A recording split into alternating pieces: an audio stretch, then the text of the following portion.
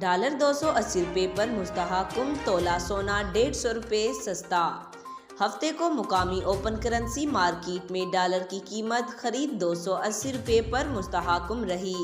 Forex report के मुताबिक euro की कदर 298 रुपये पर बरकरार रही, जबकि बरतानवी पाउंड की कदर 1 रुपये बढ़कर 343 रुपये हो गई।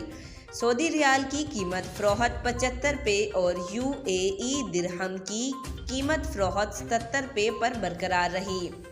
इलामा आजी हफ्ते को बिलियन मार्केट से जारी सोने के बहाव के मुताबिक एक तोला सोने के नर्ख 150 रुपये की कमी से 2,08,350 रुपये हो गए, जबकि 10 ग्राम सोने के बहाव 129 रुपये घटकर 1,78,626 हो गए।